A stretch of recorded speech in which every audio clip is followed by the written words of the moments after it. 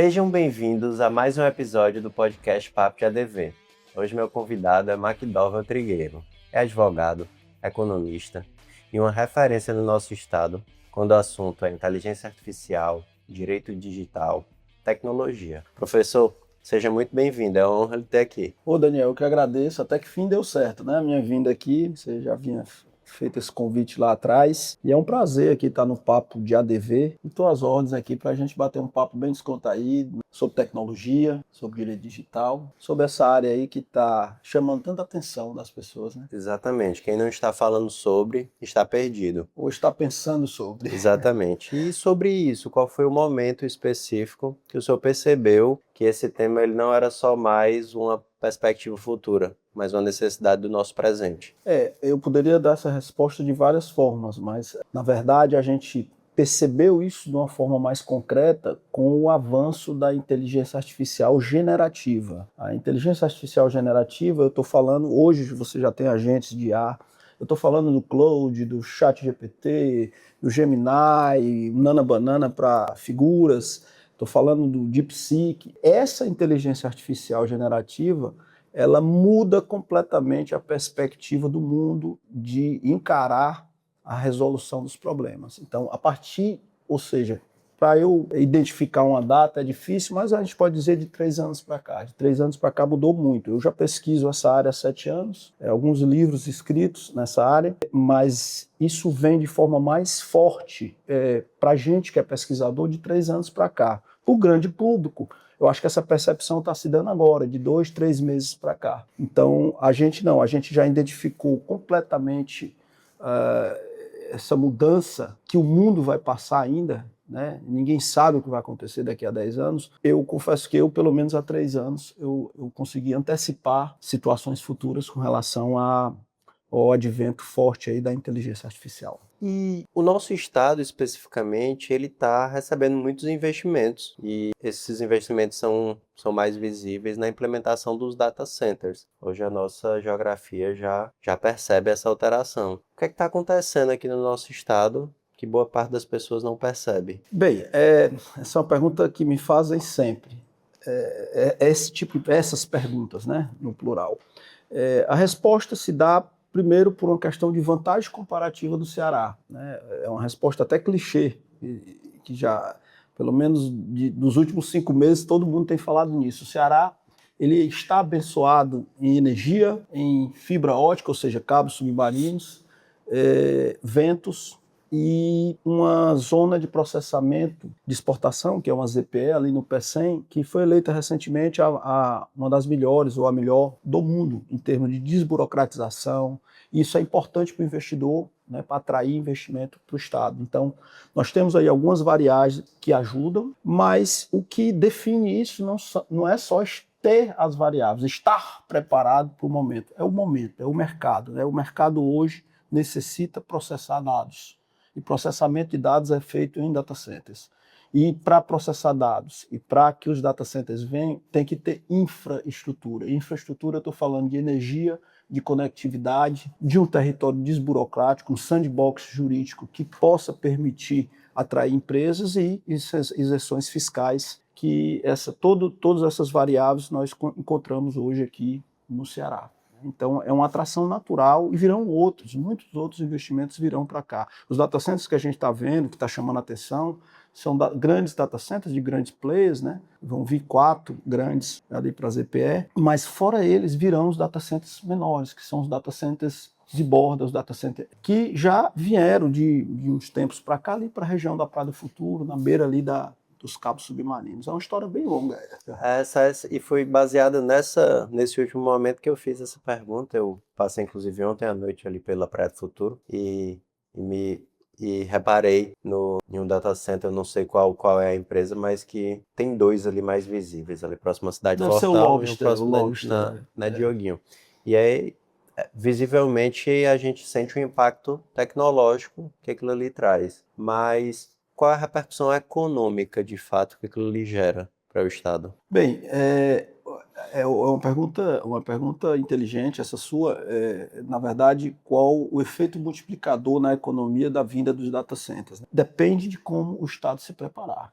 se o Estado souber se preparar e tiver uma infraestrutura digital inteligente, uma regulação inteligente, ele vai colher muito bem esses frutos. Se não for assim, nós vamos ser territórios de processamento de dados processados que vão para o exterior. Então, é uma pergunta que depende de como o Estado se preparar, é uma pergunta que tem raízes mais profundas, a resposta não é uma resposta de 2 minutos, mas rapidamente respondendo a sua pergunta, depende de como a gente se preparar, e se a gente se preparar bem, aí sim, eu tenho todo um ecossistema em torno de data centers, de empresas que vão oxigenar a economia e que vão nos tornar referência no Nordeste, por que não dizer no Brasil, como um território que atende bem à tecnologia, ao digital, enfim, um hub digital do Nordeste. Você falou em preparação e muitos advogados ainda veem a inteligência artificial, a tecnologia, como algo distante e alguns até como algo inútil. O que é que você pensa sobre essa necessidade de preparação e quais são as oportunidades que devem ser aproveitadas pelo nosso setor jurídico? As transformações são imensas, são bem profundas.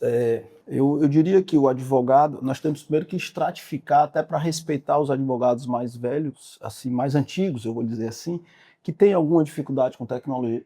Às vezes não é nem que ele não perceba que a tecnologia vai mudar. É porque tem dificuldade mesmo, foi criado um outro mundo, num mundo até de máquina de escrever, que esses já estão nos deixando, tá com a turma do computador, mas hoje isso mudou completamente, né? Os advogados mais novos, eles já estão bem preocupados, não preocupados, atentos, acho que a palavra é essa, atentos para esse novo mundo, o novo mundo da IA, vai mudar completamente não só a resposta que o direito vai dar para a IA, que precisa muito, eu mesmo lá na UFC, nós estamos reformulando uma cadeira de direito digital para ela ficar um pouco compatível com a mudança do mundo.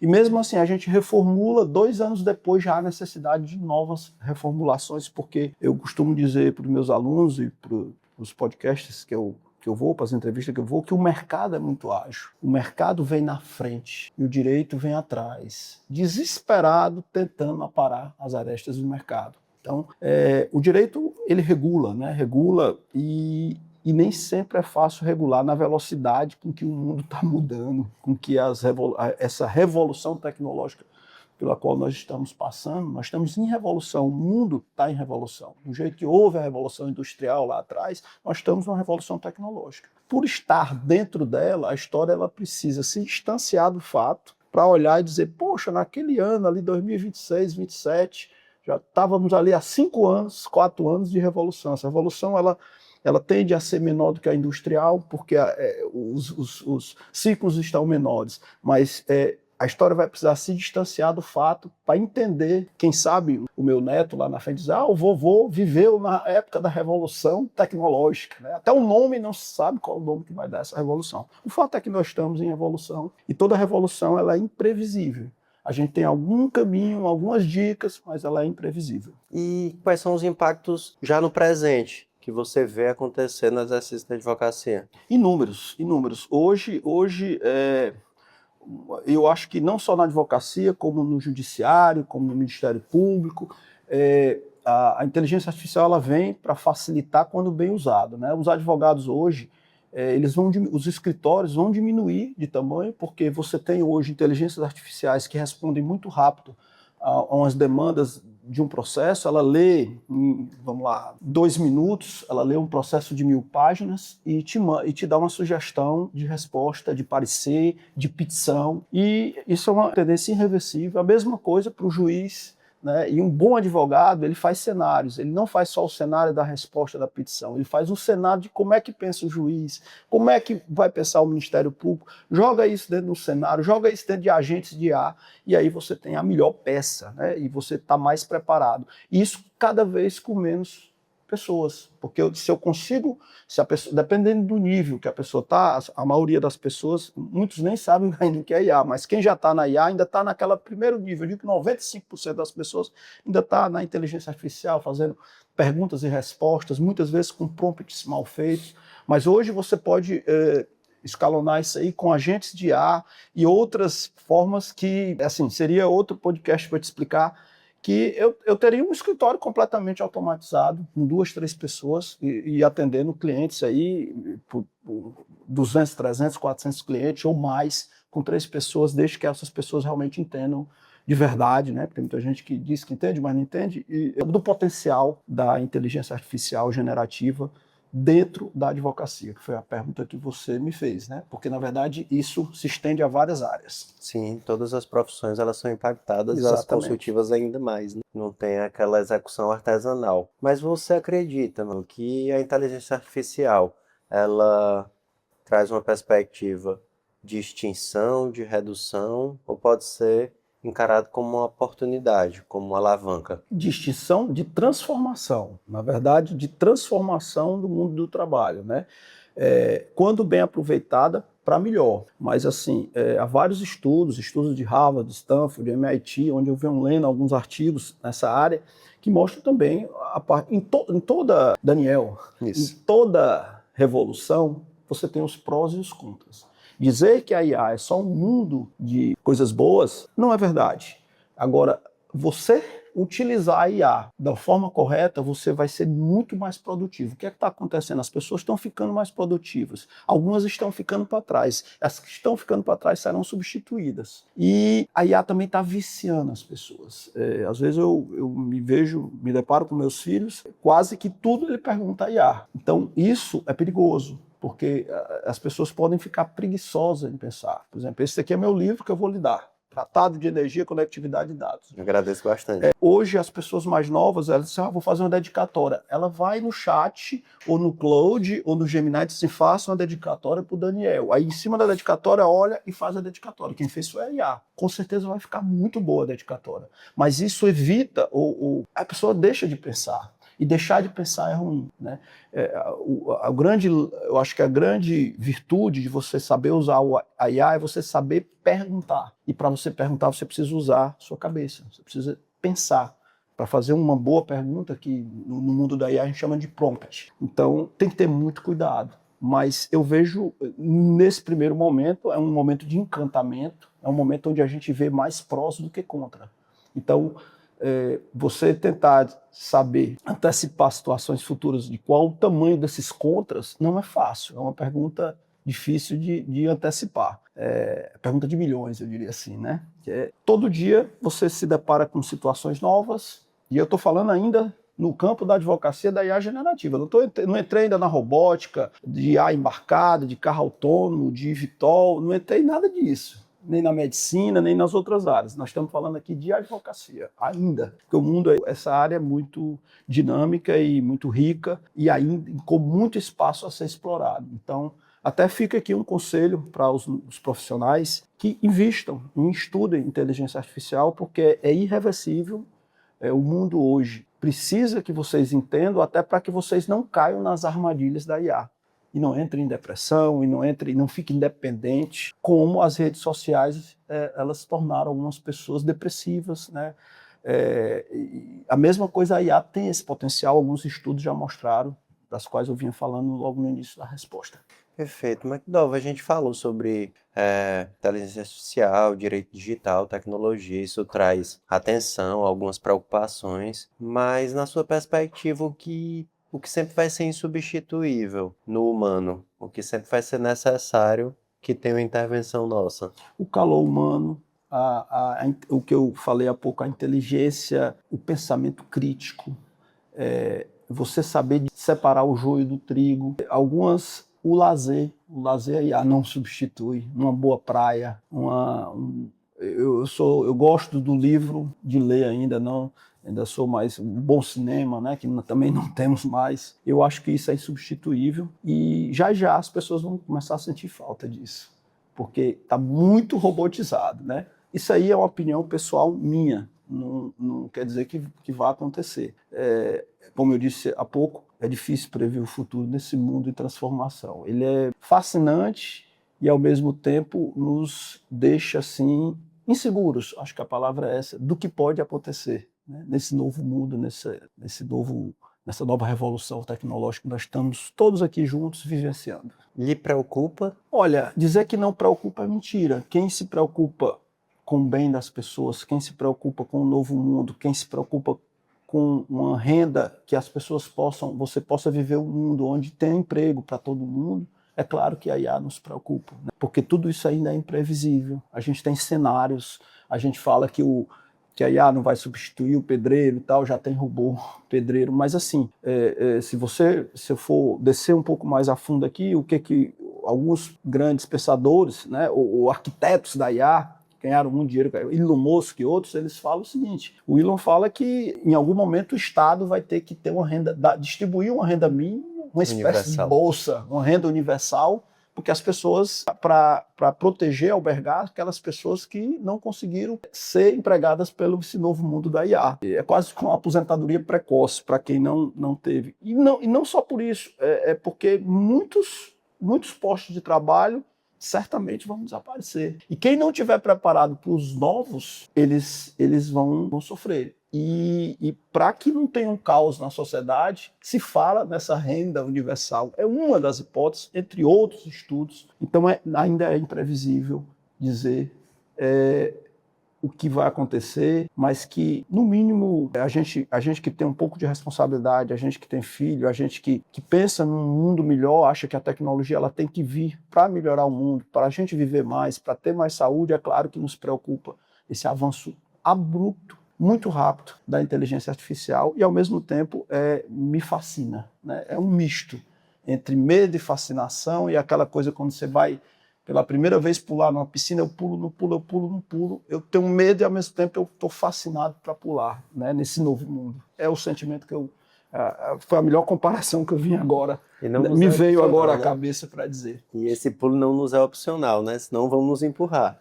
Eu ia falar exatamente isso. Aí de ficar ali na beira, em algum momento alguém vai empurrar. Resta saber se você aprendeu a nadar ou não. Se você não aprendeu a nadar, o Estado vai ter que ter salvadores, que é essa renda universal. Mas a piscina todo mundo vai cair. Mactor, você é advogado, é economista, é professor, ocupa um cargo público, e isso é um percurso acadêmico e profissional muito extenso. Requer um investimento de tempo muito grande. Com a tecnologia e com até mesmo esses hábitos que você nos passou de consulta, de resposta imediata, você imagina que essa educação ordinária ela possa ser agredida diretamente pela inteligência artificial? Essa educação ordinária, legal. Já está sendo, né? Eu sou defensor de uma mudança completa do ensino no mundo. Já está acontecendo. No Brasil já era para ter acontecido há muito tempo. Eu mesmo briguei para mudar, para incluir no currículo direito digital, mas assim, eu acho que ela tem raízes muito mais profundas, né? Eu vejo o sistema educacional brasileiro muito falho. Eu acho que já era para isso ter sido despertado, está despertando. Aqui não é uma crítica a X, Y, Z, nem a partido A, nem B, jamais. Eu sou técnico, eu não sou político, mas eu desejo que os pequenos eles comecem a estudar esse novo mundo mais cedo. Aprendam, acho que eu sou a favor de culinária. Parece uma coisa fora da tecnologia, mas eu sou a favor de que na escola, desde cedo, as pessoas aprendam a arrumar a sua cama, a cozinhar, essas tarefas básicas. E concomitante a já um mundo da IA, já um mundo digital. O mundo é esse. E onde ela vai se encaixar nesse mundo? Com outros tipos de skills, de habilidades, né? Outras habilidades para preparar essa criança para o novo mundo. Isso é muito sério, Daniel, porque o ID, que é a identidade de uma criança, ela se forma até os 7 anos. E aí eu estou falando de educação primária. Então, se a gente não corre, não muda isso nos currículos, como eu tive há 4 meses na China e vi isso, as escolas não tem nada do modelo que a gente está aqui. E lá está dando certo, não sei até quando, mas está dando certo. O mundo mudou completamente. Quando é que a gente vai mudar a educação? Então, o ID, como eu estava falando, que é a formação daquele pequeno, até os 7 anos, quando mal formado, fica muito difícil de você depois fazer adaptações. Aquela pessoa vai ter uma identidade diferente, né? Então, eu sou a favor de uma mudança profunda na grade curricular do Brasil, profunda. Eu tenho várias ideias para isso. E vejo que a resposta está sendo muito lenta, né? A gente vê algumas tentativas ali e o mercado é sempre mais rápido. Então, o nosso modelo educacional está completamente ultrapassado, o modelo de faculdade, hoje há uma evasão escolar imensa, né? E eu não falo da minha universidade, que eu amo de coração, a Universidade Federal, eu falo de uma forma geral, de uma forma lato sensu, do ensino brasileiro. Ele precisa, como um todo, ele precisa urgentemente se adaptar à nova realidade do mundo. É basicamente isso que eu penso com relação. Se você fosse iniciar essa carreira profissional hoje, a sua que já é consolidada, quais seriam os primeiros passos? Estudar física, engenharia, que é base para IA. Eu estudaria as engenharia de inteligência artificial, eu ia estudar tecnologia e matemática e física. Eu acho que, basicamente, eu estudava isso. Eu acho que o médico vai ser substituído pelo... Logo, logo, nós vamos ter um robô que vai ser o melhor médico, cirurgião, clínico geral, o que seja. Logo, logo, nós vamos ter o melhor advogado, mas sempre vai ter espaço para aquelas pessoas que se prepararem para o novo mundo. Inclusive para profissões que a gente não sabe ainda que virão, né?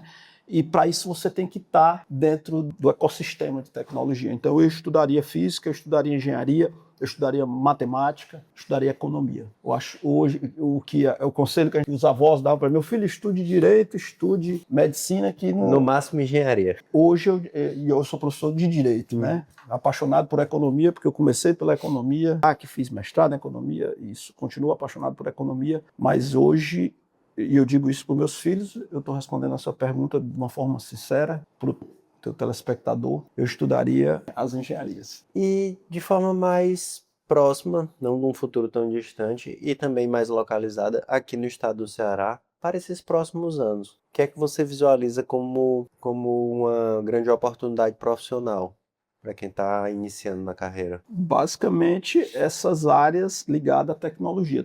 Tudo que a tecnologia lhe for magiada, né? Todo o ecossistema, o cluster tecnológico, data center, que você começou me perguntando. O data center ele vai exigir um engenheiro de energia. E para isso, o nosso estado está de parabéns, ele trouxe o ITA para cá, isso foi muito bom. Dentro dos 2 cursos que estão vindo para o ITA, um deles é engenharia de eletricidade, engenharia de energia, porque eu estudei eletrotécnica na escola técnica, onde a gente falava eletricidade ainda, né? Estudamos aí muito. Então, hoje, o mundo, aliás, há muito tempo, né? A Revolução Industrial ela vem por causa da energia. Os teares mecânicos foram substituídos por energia. O nosso corpo, ele precisa de energia. Então, dos primórdios, eu sem energia eu não vivo. A energia é a ponta de uma conexão para processar dados. E os dados processados, eles vão, por exemplo, para um robô, para um carro autônomo, para o eVTOL, que é um carro voador, e todos os outros produtos que a IA está oferecendo. Um exemplo simples, eu costumo falar esse exemplo, um robô ele tem 2 chips, ele tem um chip mecânico, que é o de movimentos básicos, e tem uma IA embarcada nele, que é um chip de inteligência artificial. Para que ele responda os comandos, em algum lugar o dado tem que estar processado. Tem alguns robôs que têm processamento de dados dentro dele, mas é muito limitado. Se for um robô que tenha mais autonomia, ele precisa estar ali perto dele com pouca latência, alguém processando aqueles dados para ele ter visão, para que ele não bata, para que se ele está ali servindo água, ele não derrame água em você. Um carro autônomo que também tem chip de ar embarcada, para que ele não bata, a resposta tem que ser rápida. Vem um comando, dobre à direita, se houver latência, ele vai bater o carro. E tu imagina no futuro, eu consigo imaginar uma malha aérea completamente interligada por inteligência artificial, onde os eVTOLs, os carros voadores, os drones voadores, eles não vão bater porque a IA vai controlar o espaço-tempo deles, tá? Para isso eu preciso de latência zero, eu preciso de data center de bordo, eu preciso disso aqui, que é um livro que a gente está lançando. Eu preciso de energia, conectividade, processamento de dados. Isso tudo aqui é uma tríade dentro de um território com sandbox jurídico, com infraestrutura para poder receber esses investimentos. Então, respondendo basicamente a sua pergunta, as pessoas que se prepararem para essa ambiência, seja na energia, seja na conectividade, seja no processamento de dados, seja no estudo do território, seja em sandbox jurídico para receber as empresas, essas pessoas, com certeza, elas estão no ambiente do futuro. Eu penso assim. Incrível. Gratidão por todo esse conhecimento. Me agregou bastante, eu tenho certeza que aos nossos ouvintes. E para encerrar, eu gostaria que você respondesse uma pergunta que poderia estar sendo feita pelo McDowell ali de 22, 23 anos após se formar. E ele perguntasse o seguinte: eu sou advogado, me formei. Qual a direção hoje que eu dou na minha carreira você entende que vai me gerar mais prosperidade? Tentar resolver o problema das pessoas. O advogado, pela própria etimologia, tentar resolver mesmo, não jogar para frente o problema. As pessoas hoje não têm mais paciência, nós temos que ter soluções práticas. Advogar é falar por alguém. Então, quando se contrata um advogado, um jovem que esteja escutando isso, as pessoas esperam que ele fale por ela e que resolva o problema dela. Hoje existem caminhos mais curtos, legais, não atalhos, não sigam os atalhos da vida, que não é legal, mas procure resolver o problema do seu cliente, procure customizar o seu escritório, procure utilizar todas essas ferramentas de inteligência artificial que tem aí para você dar uma resposta mais rápida ao teu cliente. Hoje você tem um mundo de possibilidades e seja um empresário da advocacia, um empresário no sentido de faça uma boa gestão do seu escritório, contrate as pessoas certas que possam dar as respostas e principalmente resolva o problema do cliente. Porque o bom advogado que vai atrair mais cliente não é por propaganda, nem é fazendo podcast, nem é fazendo TikTok, nem dançando. Para você atrair cliente, você tem que resolver o problema do 1, do 2, o 2 vai dizer para o 3, é o boca a boca. As pessoas dizem, poxa, aquele cara é bom, aquele cara realmente, ele entrega. E quando ele não entrega, ele diz, eu não entrego, por isso o seu caso não dá. Então, o conselho que eu dou é procure resolver o problema das pessoas da melhor forma possível, procure customizar o escritório de vocês e procure se especializar numa área. Não queiram ser clínico geral. Pode até o escritório ser, mas aí cada um na sua área, dentro do escritório, você vai dividir as áreas e não deixe de usar inteligência artificial, senão você vai ficar para trás. A inteligência artificial vem para facilitar a vida dessa turma e vem muito forte. E quem não tiver preparado vai ser ultrapassado e rápido. Muito obrigado, meu amigo. Foi um prazer imenso. O prazer foi meu.